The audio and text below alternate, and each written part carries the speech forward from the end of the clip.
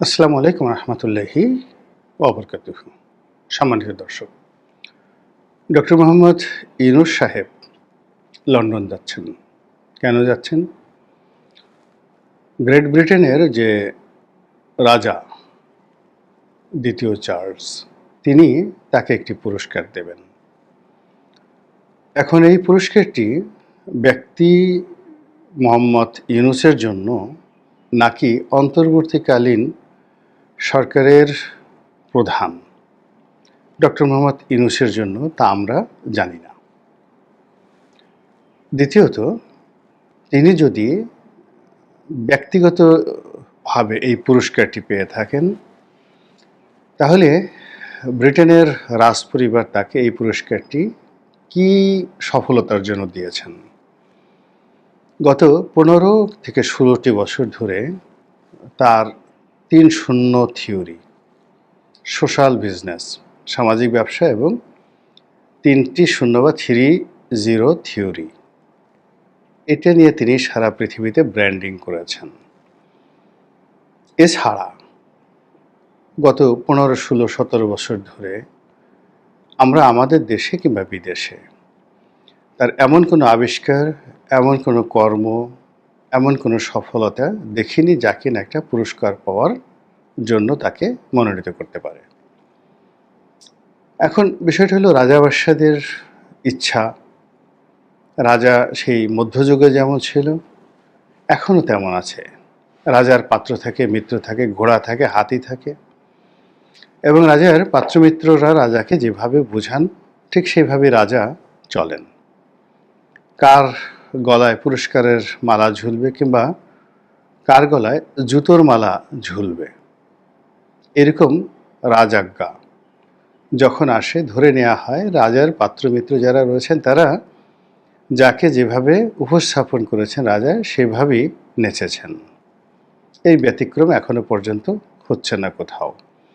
তো কাজেই ডক্টর মোহাম্মদ ইউনূসের কী কর্মের জন্য রাজার পাত্রমিত্ররা, উজির নাজিররা, সিপাহী কোতোয়ালরা তাকে মনোনীত করেছেন, রাজা জানেন, তার পাত্রমিত্র জানেন, এবং আকাশের মালিক আল্লাহ জানেন, আমরা কিছু জানি না। 2 নম্বর হলো যে গত 10 মাসে একটি অভ্যুত্থানের নায়ক, একটি গণ অভ্যুত্থানের মাস্টার প্ল্যানার বা ম্যাটিকুলাস ডিজাইনার হিসেবেও তাকে পুরস্কার দেওয়া যেতে পারে। এই কারণে দেওয়া যেতে পারে যে ব্রিটেন হলো গণতন্ত্রের মাতৃভূমি। আধুনিক গণতন্ত্র বলতে আমরা যা বুঝি সেটি সেই যে ম্যাগনা কার্টার মাধ্যমে শুরু হয়েছে, আজ অবধি এটা কেবলই মাত্র বিকশিত হচ্ছে।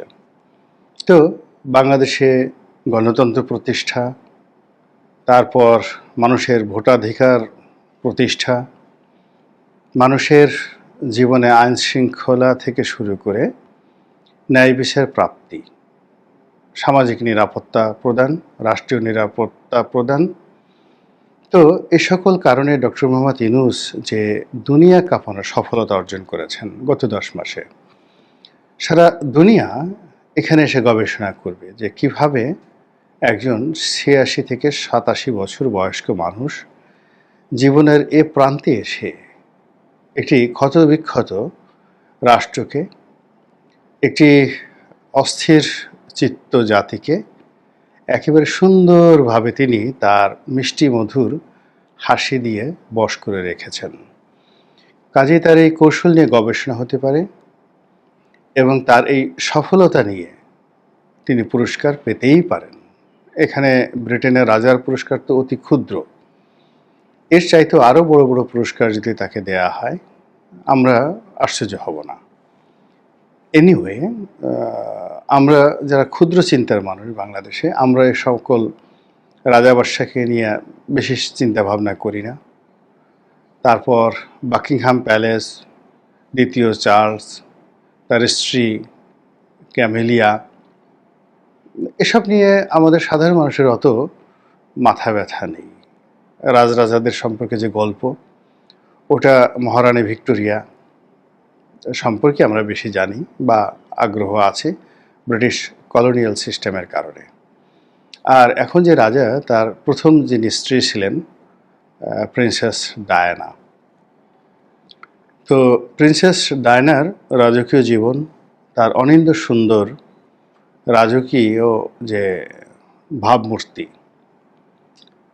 এবং তার অসহায়ত্ব, সব মিলিয়ে তিনি এই শতাব্দীতে সারা দুনিয়াতে রাজকুমারী হিসেবে যে সম্মান, মর্যাদা, সহানুভূতি পেয়েছেন, এটা আর কেউ পায়নি। তো কাজী ডায়নাকে নিয়ে আমাদের নিদারুণ কৌতূহল রয়েছে।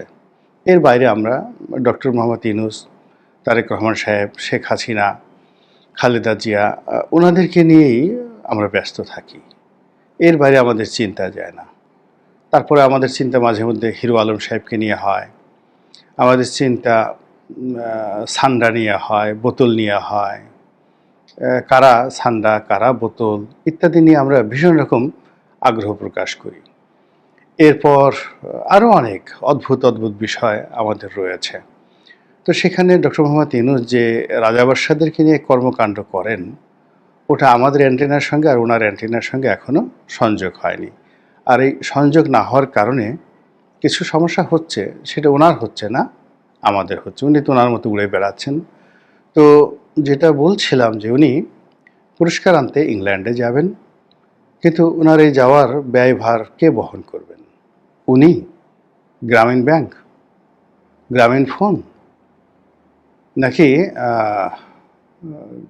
কি একটা যেন গ্রামীণ ফাউন্ডেশন না কি যেন আছে?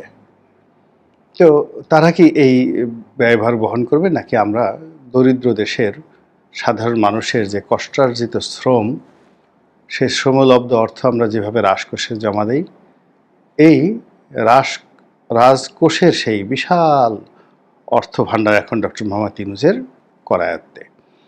তিনি সেখান থেকে অর্থ নেবেন, তারপরে বিরাট একটি লাটবহর তৈরি করবেন, সেখানে মানে রাজার দরবারে যাবেন, তারও তো একটা রাজকীয় ভাবসাব থাকতে হবে। হাতি ঘোড়া থাকবে, লোহা লস্কর থাকবে, ফৌজ থাকবে, আরও অনেক কিছু। এখানে লোহা লস্কর বলতে মানে যারা যাবেন তাদের তো অস্ত্রশস্ত্র নিয়েই যেতে হবে, তার যারা সিকিউরিটি গার্ড। এখন সেটা ব্রিটেন অনুমতি দেবে কি দেবে না, এই জন্য আমি এখানে লস্কর মানে তার যারা বডিগার্ড রয়েছেন তারা, আর লোহা মানে আর্মস। এটাতে লোহা দিয়ে তৈরি করা হয়, প্লাস্টিক দিয়ে কোনো আর্মস তৈরি করা হয় না।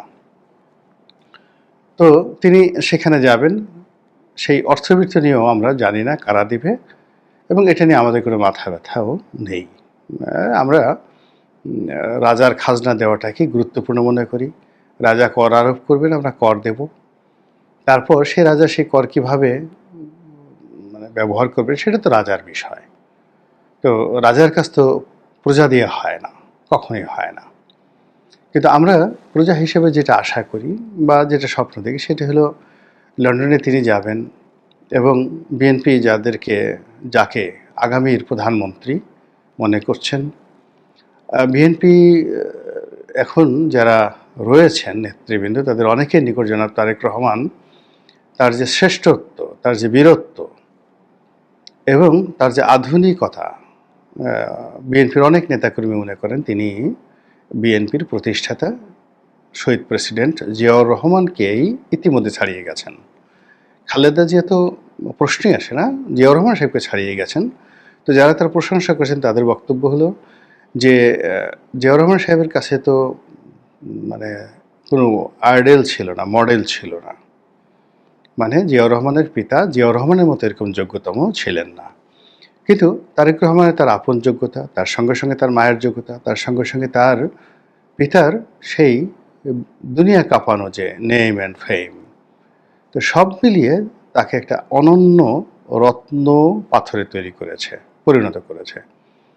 নাও he is a magnetic gems. এরকম একটা রত্নপাথর যার উজ্জ্বলতা সারা দুনিয়াতে ছড়াচ্ছে এবং যার একটা আকর্ষণীয় ক্ষমতা রয়েছে, ম্যাগনেটিক পাওয়ার রয়েছে। এবং সেই ম্যাগনেটিক পাওয়ারের কারণে দেখুন লন্ডনে থেকেও গত 17টি বছর ধরে তিনি কোটি কোটি বিএনপি নেতাকর্মীদেরকে জড়ো করে রেখেছেন। কাজে বিএনপির যারা নেতাকর্মী তারা তারেক রহমান ভার্সেস ইউনূস, সেখানে ইউনূসকে আসলে একটা প্রজাপতি হিসেবে মনে করেন না। তারা মনে করে নাথিং, এটা কিছুই না। কোথায় তারেক রহমান, কোথায় সেই ডক্টর মোহাম্মদ ইউনূস?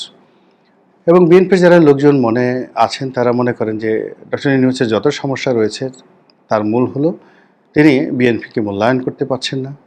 তিনি এখনও পর্যন্ত বেগম জিয়াকে সালাম জানানোর জন্য, শুভেচ্ছা জানানোর জন্য তার বাসায় যাননি।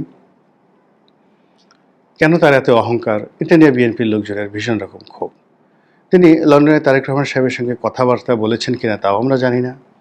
তো দেখা সাক্ষাৎ তাদের হতে পারত, দেখা সাক্ষাৎ হয়েছে কিনা তাও জানি না।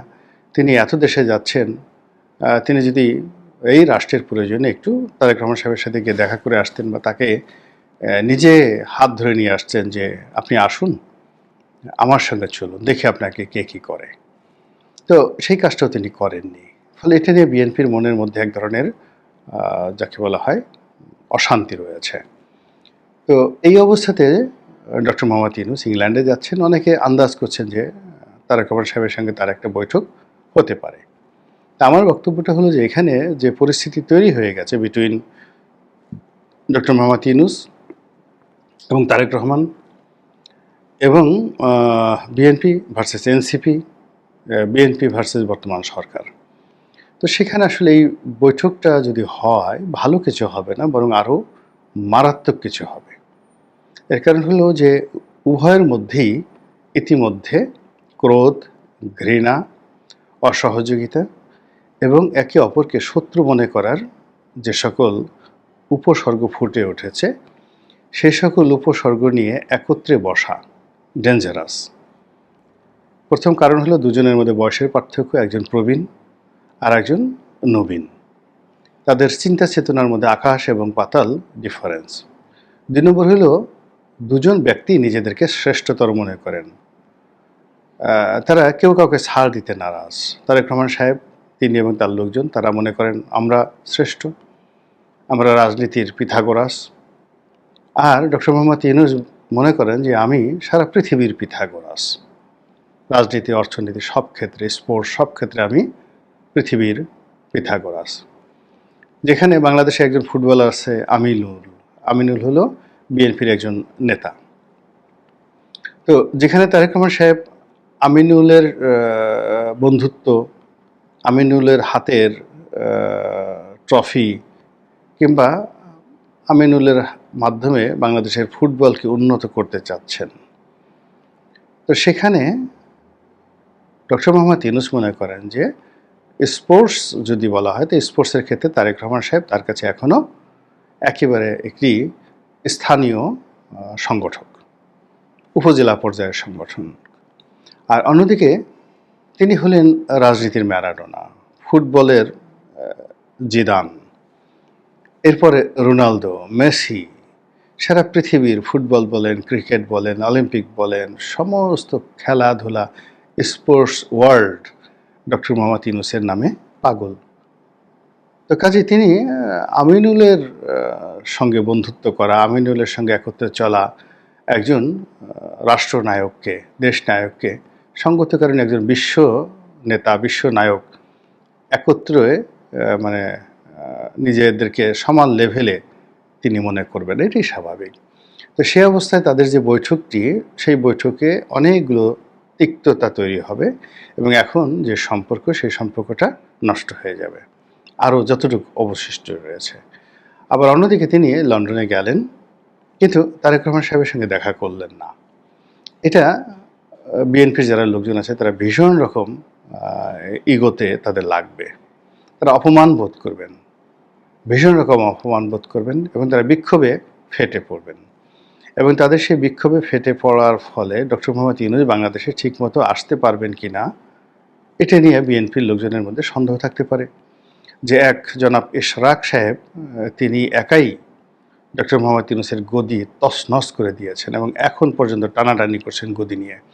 তো সেখানে স্বয়ং তারেক রহমান সাহেবের সঙ্গে তিনি যদি অসহযোগিতা করেন, অসৌজন্যমূলক আচরণ করেন এবং লন্ডনে যাওয়ার পরে তিনি লন্ডনের রাজার সঙ্গে দেখা করেন, কিন্তু বাংলাদেশের রাজার সঙ্গে তিনি দেখা করবেন না, তিনি কি লন্ডনের বাসিন্দা?